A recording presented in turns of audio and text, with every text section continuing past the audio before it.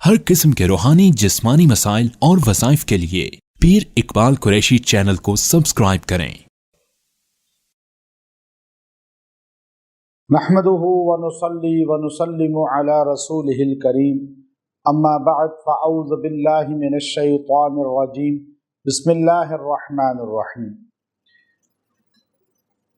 चांद रात जो रमज़ानुल मुबारक के रोज़े रखने के बाद अल्लाह ताला बतौर सिला देते हैं, चांद रात का बहुत ही मुजर्रब मुकर्रब अमल आपको बताऊंगा जो आपकी हर दुआ को कबूल भी करेगा और जो आमाल आपने किए रमज़ान में अल्लाह उनको मकबूलियत भी अता फरमाएगा। अब ये दो नेमतें आपको मिलेंगी, एक आमाल हसना जो रमज़ान में रोज़े रखे, तरावी पढ़ी, नवाफिल पढ़े, कुरान पढ़ा, अज़कार किए, वो भी आपके अल्लाह के यहाँ कबूलियत वाले होंगे और अल्लाह आपकी दुआओं को रद्द नहीं करेगा।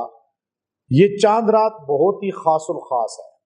नबी करीम सल्लल्लाहु अलैहि वसल्लम ने फरमाया, हशर के मैदान में बड़े दिल मुर्दा होंगे, लोग परेशान होंगे, आसमान नजर नहीं आएगा बल्कि सूरज जो है वो बिल्कुल सर के ऊपर होगा, तपिश होगी, जमीन तांबे की तरह हीट दे रही होगी, लोग चिल्ला रहे होंगे, एक किस्म के पसीने में शराबूर होंगे। उस दिन भी कुछ लोग शादा फरहां जिंदा दिल के साथ खुश व खुरम होंगे।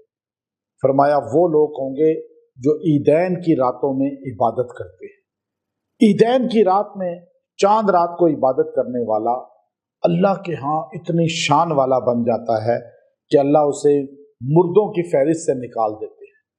तो उसको शादा फरहां हशर में भी रखेंगे और जो दुनिया में जिंदगी है वो भी खुशहाल अल्लाह कर देंगे। कल तो है ही है, लेकिन आज भी अल्लाह नगद जिंदगी खुशहाल कर देंगे। तो चांद रात को ज़ाया ना करें। लोग शॉपिंग में पड़ जाते हैं, ठीक है शॉपिंग करें, इंसानी तकाजा है, बाजारों में फजूल ना फिरें, और अगर फिर भी रहे हैं तो आप ये चलते फिरते भी अमल कर सकते हैं, औरतें मर्द, और बैठ के भी कर सकते हैं। इसमें आपको कोई पाबंदी नहीं है कि आप लाजमी मुसल्ले पे बैठ के ही पढ़ें, गाड़ी में पढ़ लें, बाइक पे पढ़ लें, आप चलते फिरते पढ़ लें, लेकिन आप इस रात में कुछ तो पढ़ें ताकि अल्लाह को पता चले ये बंदा और ये बंदी मेरे से ताल्लुक करके मुझसे मांगने वाले हैं, ये नेकी करके अकड़ने वाले नहीं हैं। नेकी करके ये नहीं कि मैंने बड़ा काम किया, फिर भी छोटा समझे अपने आप को, और फिर अल्लाह के सामने ये दुआ करें। ये इतना बेहतरीन वजीफा है जो अल्लाह ताला ने हमें कुरान पाक में दिया है।